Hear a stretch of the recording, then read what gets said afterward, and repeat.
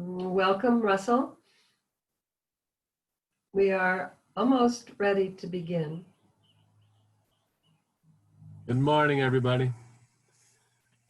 Thanks so much for being here. Well, I think we're ready to begin now, and it's our pleasure to welcome you to our Sunday morning coffee house. And I'd like to begin by letting you know, by sharing with you our mission and vision statement. Our mission is to better people's lives and to be a force for good in the world. And our vision is to create a world that works better for everyone through the principles and practices of functional nutrition. A more just, peaceful, and sustainable world through the biological transformation of humanity. So welcome. This is the Center for Functional Nutrition's Sunday morning coffee house. And I think this is either the 6th or 7th one we've had, and we've certainly hosted a number of a whole variety of people. Today, Russell Mariani will be speaking to us. Russell Mariani is co-founder of the Center for Functional Nutrition. He is a health educator and digestive wellness coach and has recently just finished his 3rd book. So he's an author. He's finished his 3rd book, and the name of the book is Principle Eating. And I know that Russell will be speaking a little bit about that today. So I'm going to hand this call over to Russell. Russell?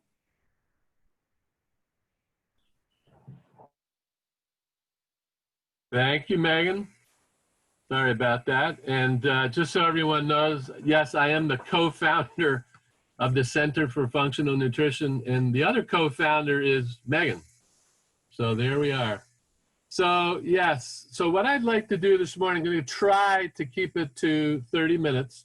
I know everybody's busy, and this is Memorial Day weekend, and really appreciate everybody being here. And just a moment to acknowledge all of our veterans, male and female, throughout the years for all kinds of circumstances.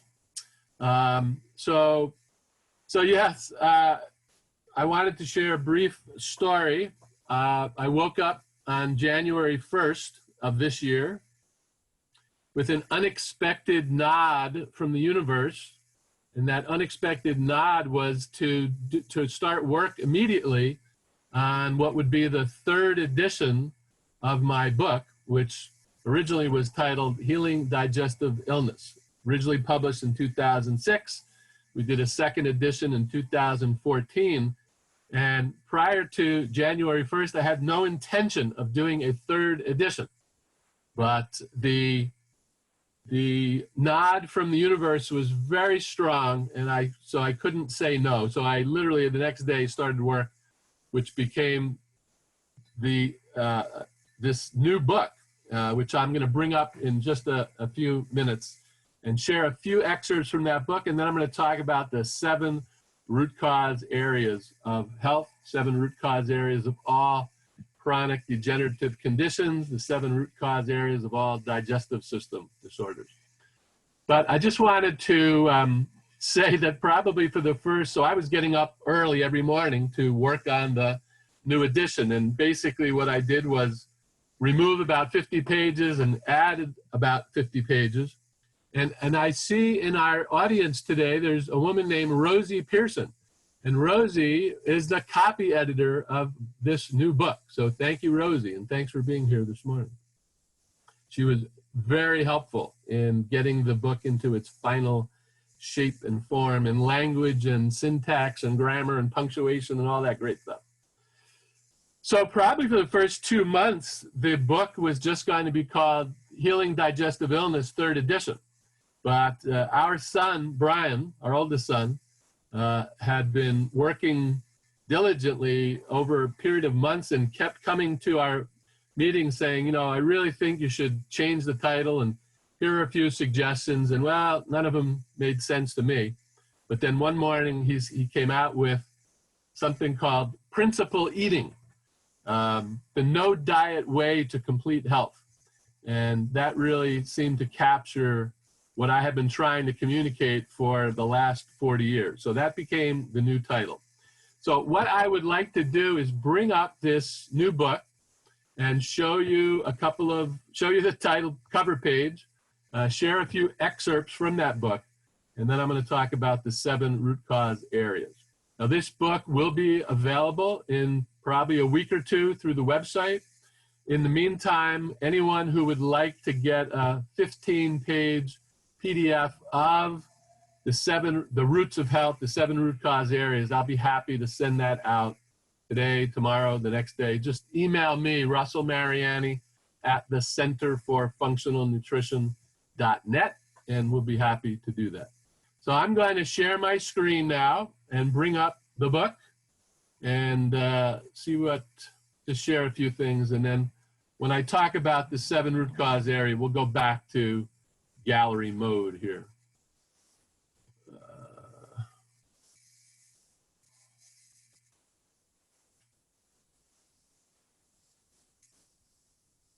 Okay, can everybody see that? Just give me a thumbs up.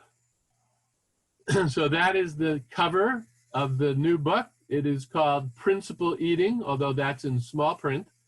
The No Diet Way to Complete Health, Digestive Wellness Edition. Oh, where did that go?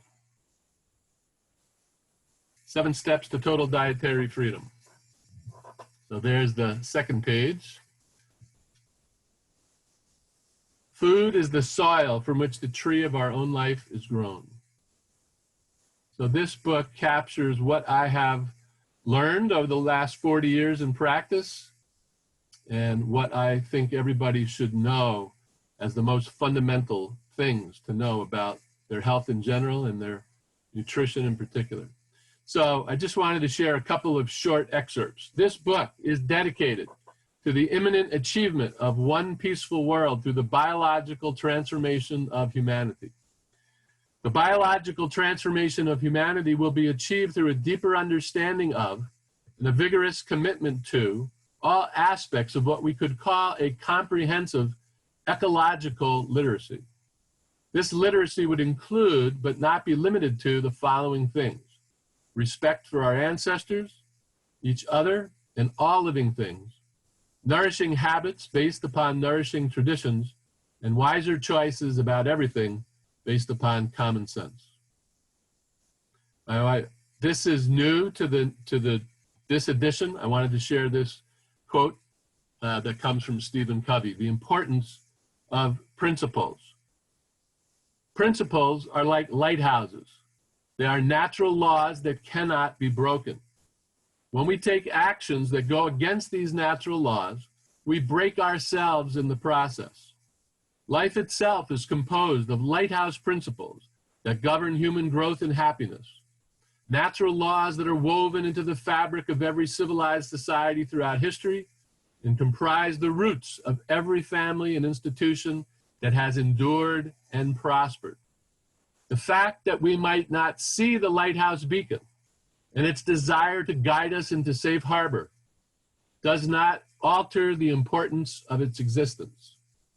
The reality of such principles or natural laws becomes obvious to anyone who thinks deeply and examines the cycles of social history.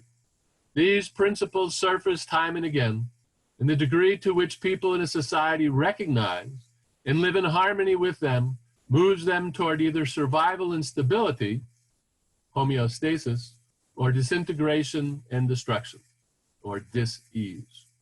And this really has been the foundation of my work from the very beginning, since the mid-1970s, that rather than paying attention to dietary fads and dietary trends and the latest idea and the latest study and the latest this and the latest that, that we can look to history, we can look to tradition, and now we can actually look to science, because science has verified and proven these principles that are in operation in nature universally and are in operation in our physiology, okay? And that most important of all principles is that the body is constantly healing itself. Your body, my body, everyone's body is genetically programmed to express itself in optimum health and wellness. The problem is that we're not taught these principles, we're not taught these practices. And so we end up unintentionally causing all kinds of problems for ourselves, our family, our society, etc. But it's through a new understanding of these traditional principles that we will find our way out of the pandemic, for sure, and any other challenges that come our way. Now, again, I just wanted to share a few quotes, short quotes from the book. I like this one from my friend Gandalf the Grey. All you have to decide is what to do with the time that is given to you. And this one from Thomas Edison. Many of you have probably heard this quote. The doctor of the future will give no medicine, but will interest his patients or her patients in the care of the human frame, in diet, and in the cause and prevention of disease. This is my understanding of functional medicine or functional nutrition. Just a few more, and then we'll go back to gallery mode. Our friend Albert Einstein said, imagination is more important than knowledge.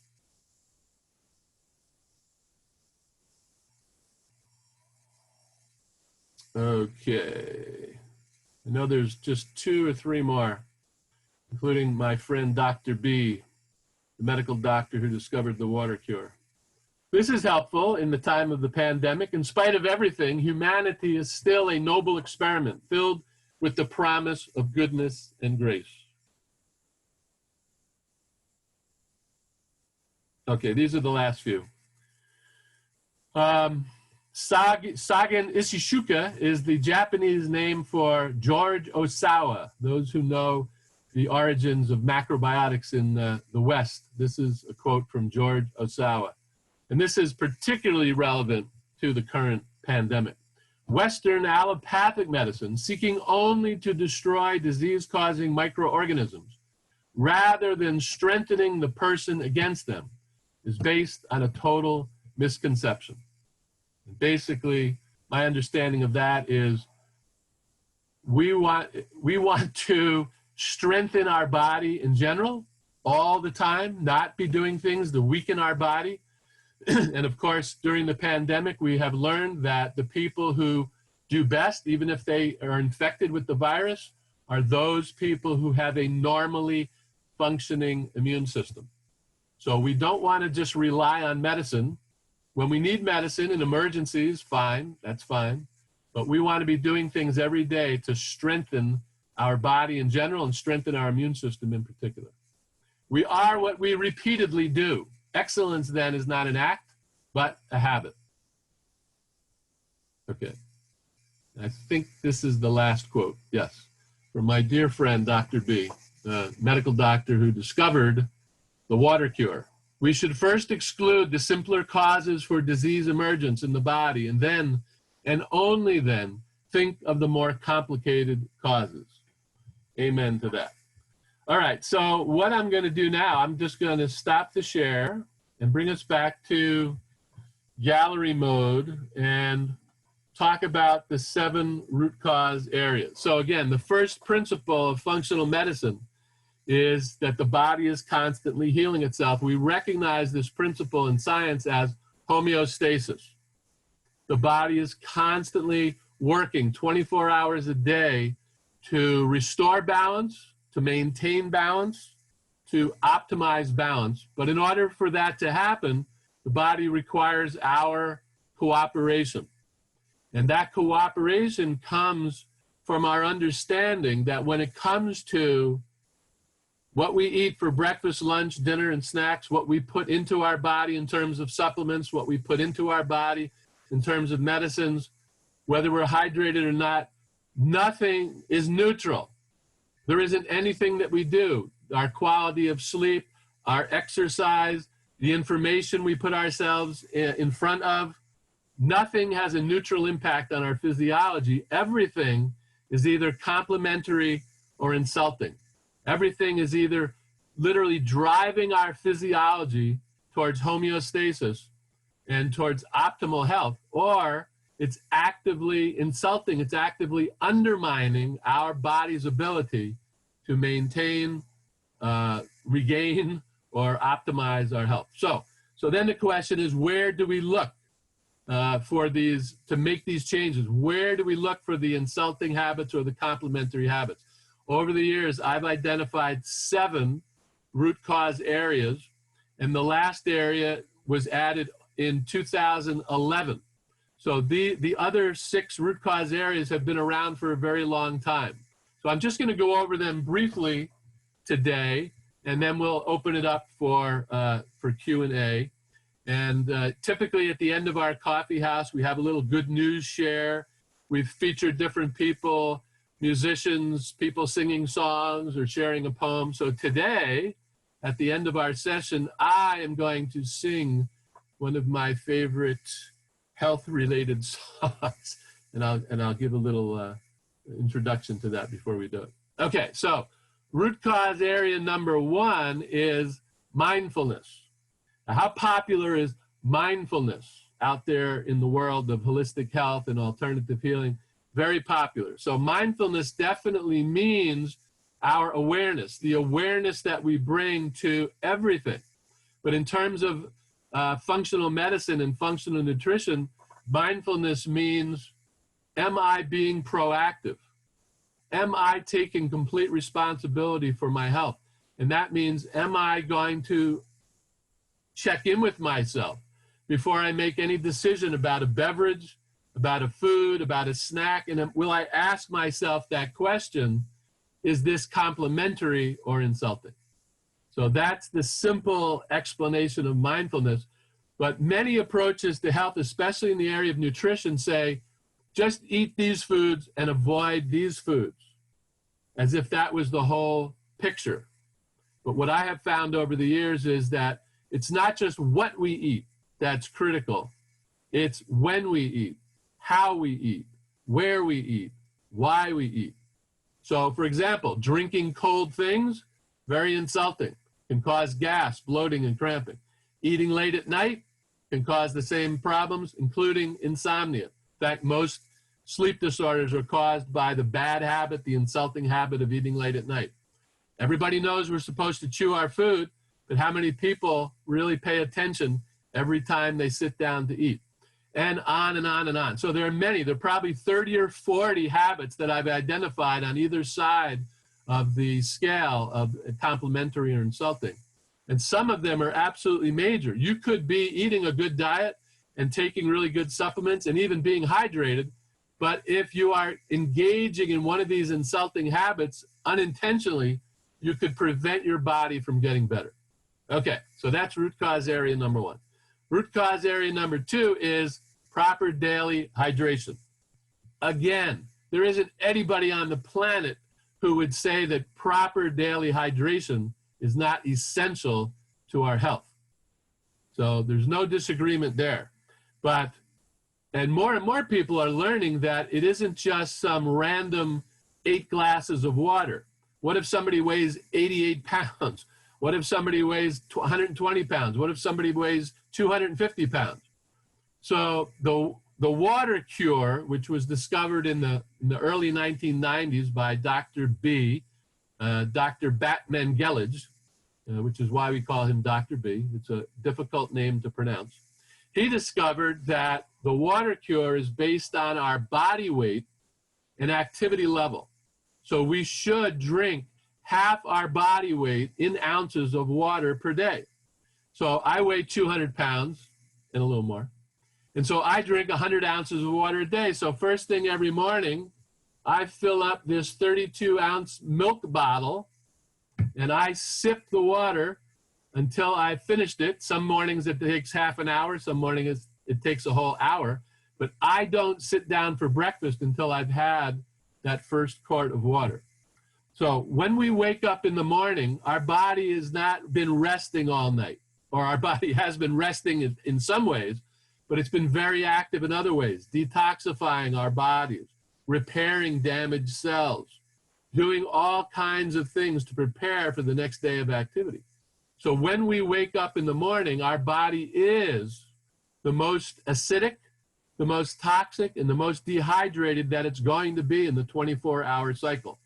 So it's critically important to begin hydration as the first step before anything else goes into your body, certainly before food. And by drinking a certain amount of water, you literally start priming the pump of your physiology. Every cell of the body is composed of water. Every physiological, biochemical reaction that happens in our body is happening in a water or fluid matrix. And that water is a saline solution. It's called cytosol. 55 to 85% of the physical structure of every cell is water. So if there's dehydration at any level, the body is going to suffer. Many symptoms are simply the body's cries to us because of dehydration. Root cause area number 3, micronutrient deficiencies.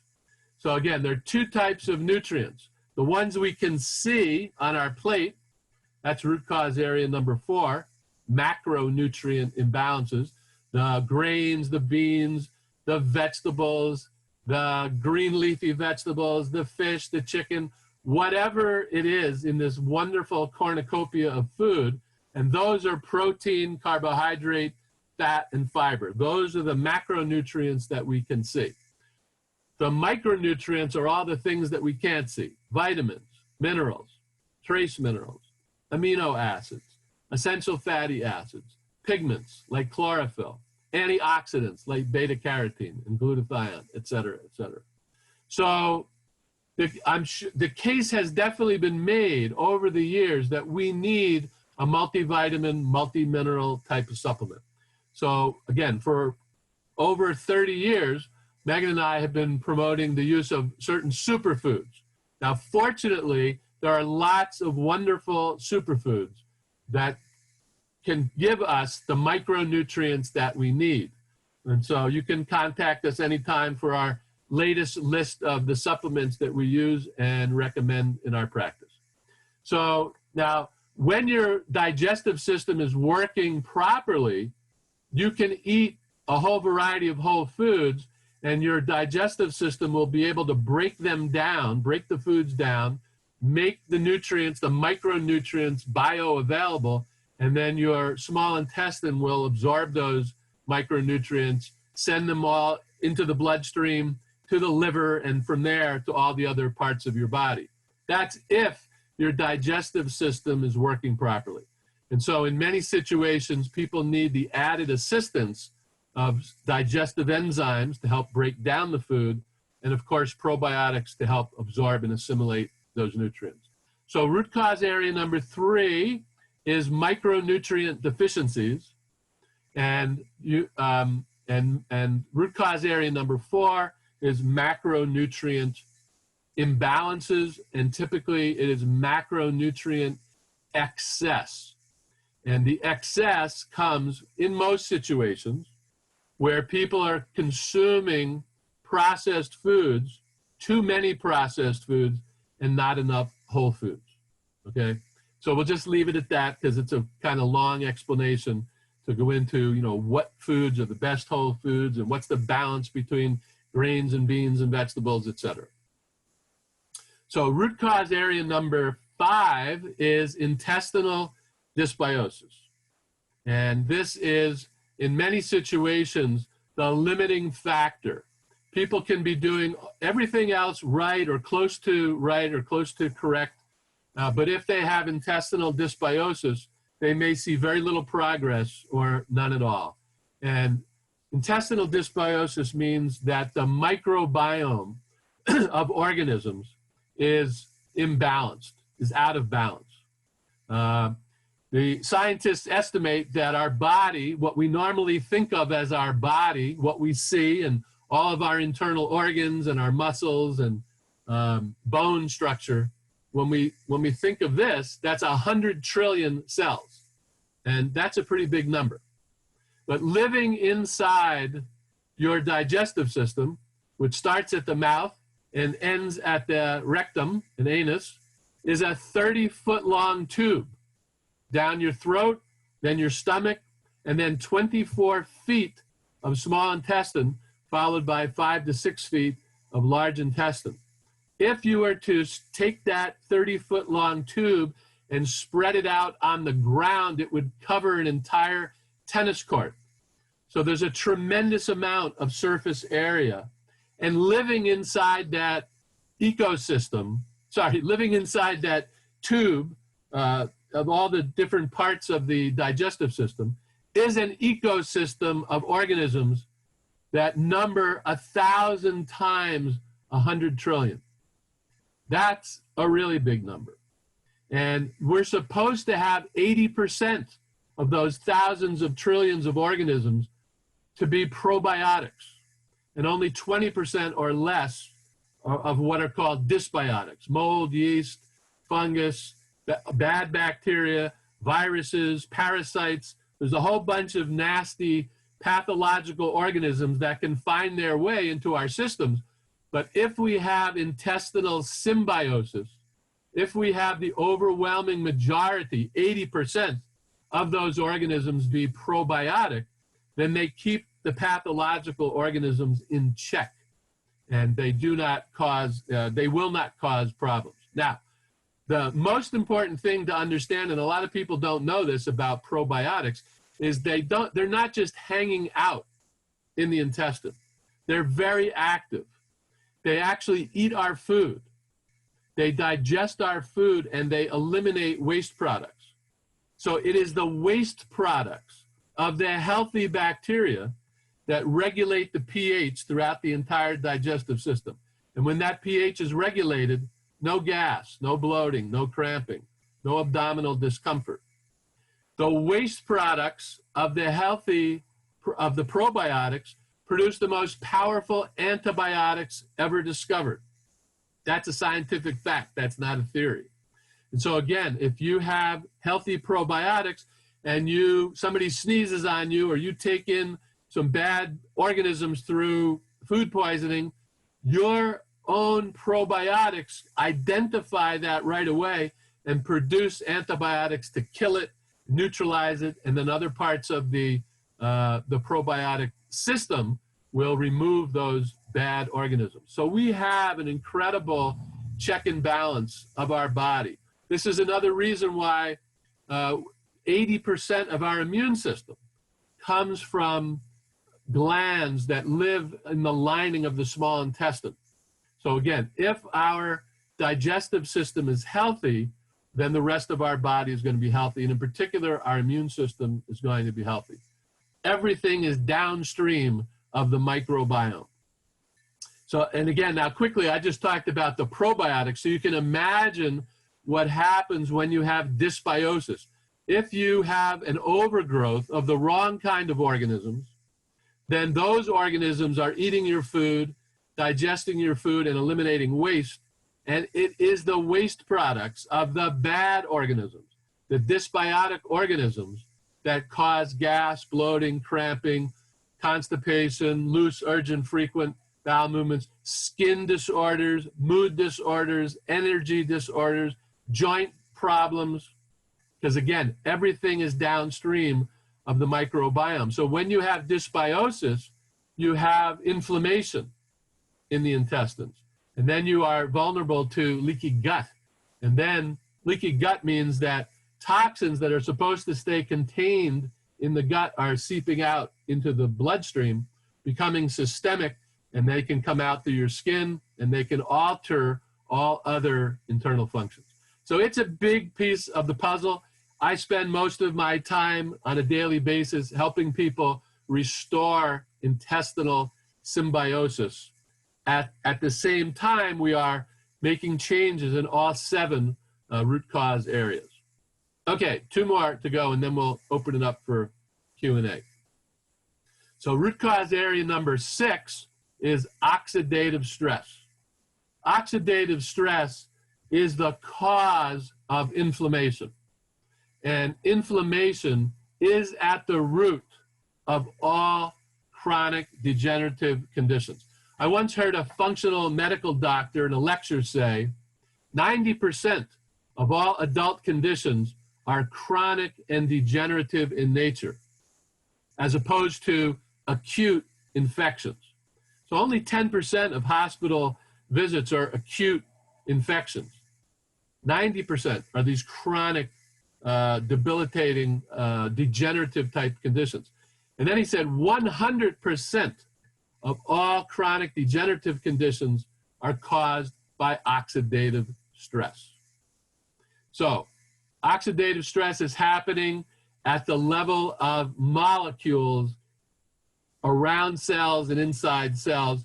If you've heard the term free radical molecules, free radicals are what cause oxidative stress. Now, under normal circumstances, your body is able to identify the free radical activity and the free radical damage and produce antioxidants that would neutralize the free radical activity. The most powerful antioxidant ever discovered that is produced by our own body is called glutathione. So if your body is able to produce enough glutathione, you will not suffer from free radical damage.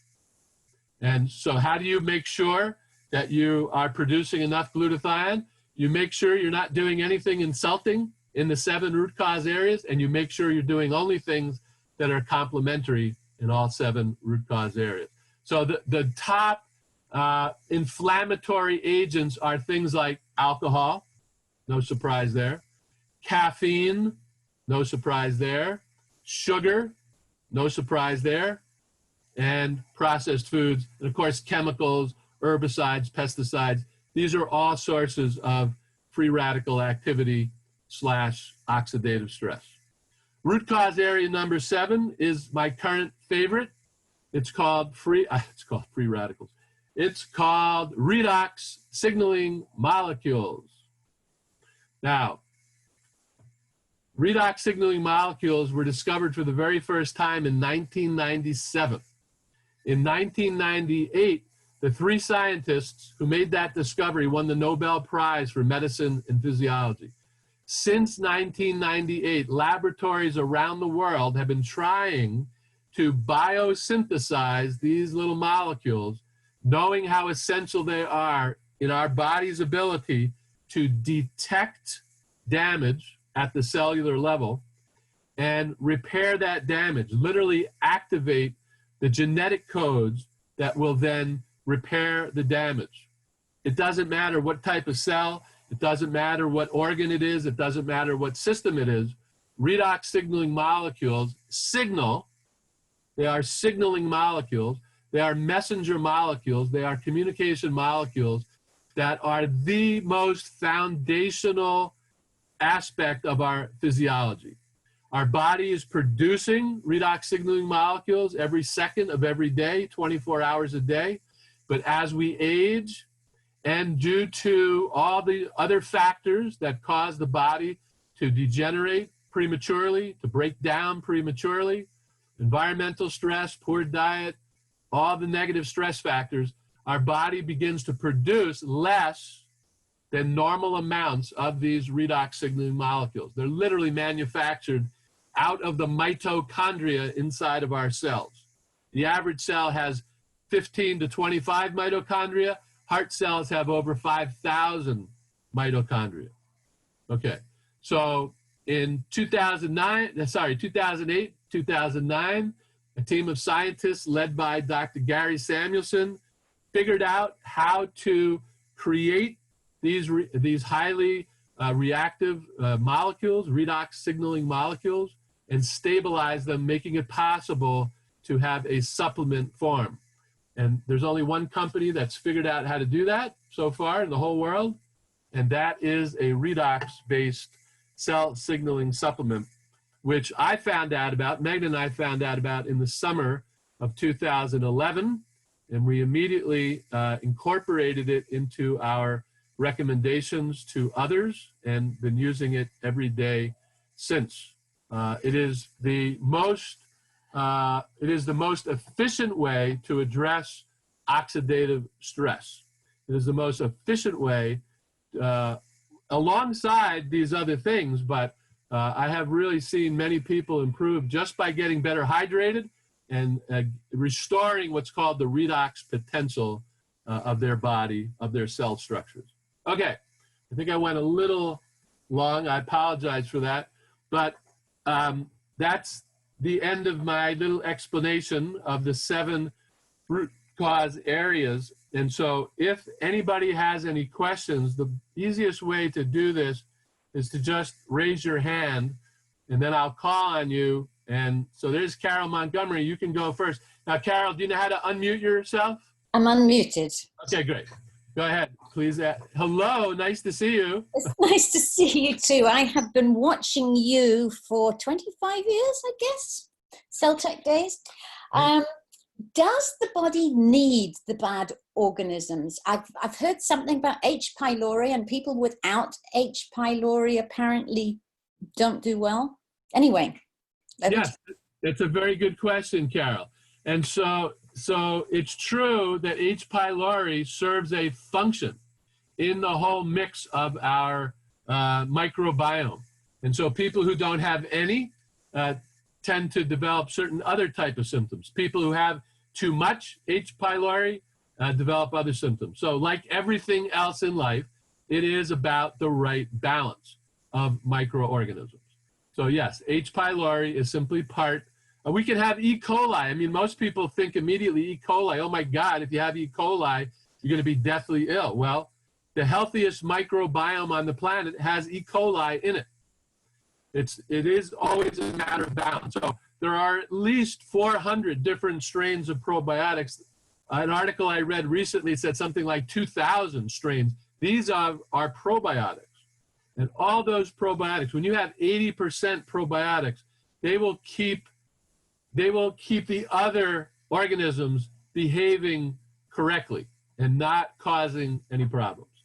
But that's good. It's an example, what Carol just brought up about H. pylori. Some people are saying, you want to kill the H. pylori and kill all those bad organisms. Well, no. It's just like a really healthy garden. The healthiest organic garden is not without weeds. In fact, I've never seen a beautiful organic garden without a few weeds. It's just that you don't want the weeds taking over. So the weeds taking over our internal garden, that's called intestinal dysbiosis.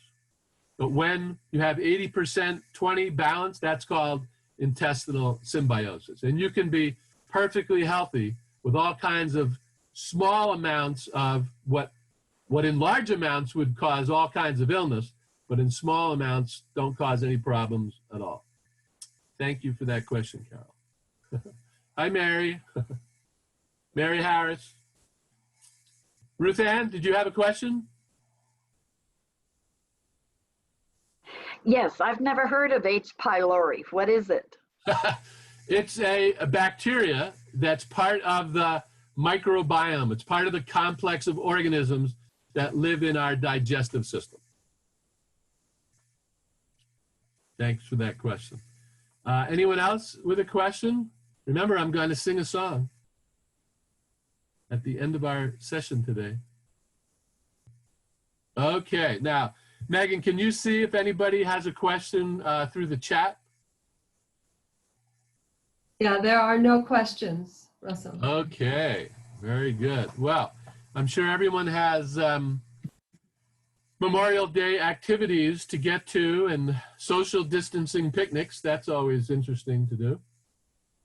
So, so I would like to close our coffee house today with 2 things. And one is the good news of the day is that a well-nourished body doesn't make mistakes. And that when we exercise mindfulness and when we practice the complementary habits and behaviors in each of these 7 root cause areas, then our body will restore itself to health and prevent the onset of all kinds of terrible degenerative conditions. No one needs to develop a degenerative condition. These are not genetic disorders. Genetics determines maybe 5% of our overall health and well-being. The 95% is what it's called environmental. What's that term? I can't think of it right now. But when you hear environmental, that means your diet. That means all the things that you can manage and control to a large degree. So that is the good news. And for over 40 years, I have been using the very same approach to helping people regain their health, maintain their health, and optimize their health.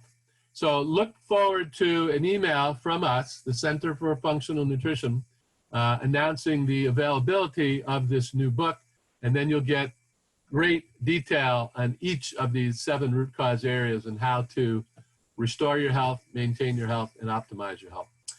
So having said that, I would like to close our little session today with a song written by a man named Lee Hayes. Some of you will know, Mary Harris, you may know, a group from the 50s, a folk group from the 50s called the Weavers. Pete Seeger, Ronnie Gilbert, Lee Hayes, a few other people in that group. And Pete Seeger, I heard this song from Pete Seeger, and apparently Lee Hayes, near the end of his life, wrote this song, and it's called the Compost Song.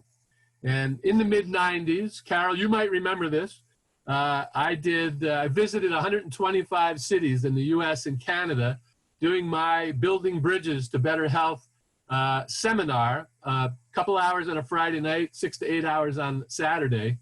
And just before lunch, I would sing this song as a way to put a smile on everybody's face. So it goes like this. Again, it's called the Compost Song. If I should die before I wake, all my bone and sinew take. Put me in the compost pile to decompose me for a while. Earth, water, sun will have their way, returning me to common clay. All that I am will feed the trees and little fishies in the seas. When radishes and corn you munch, you might be having me for lunch, and then excrete me with a grin, chortling, there goes Lee again. All right, so I'm going to unmute everybody. Thank you. That was hilarious. Thank you, you. Russell. There you have Good it. job, Russell. Thank you. That was great. Thank you. That was great. Wonderful. So thank you, everybody. Thanks so much for Thank you. taking time on the weekend, on a Sunday morning to be with us. We love you all. Have a wonderful weekend. Have a Take wonderful care. week. You too. Great Bye. presentation. Bye. Bye-bye. Bye. Bye. Bye.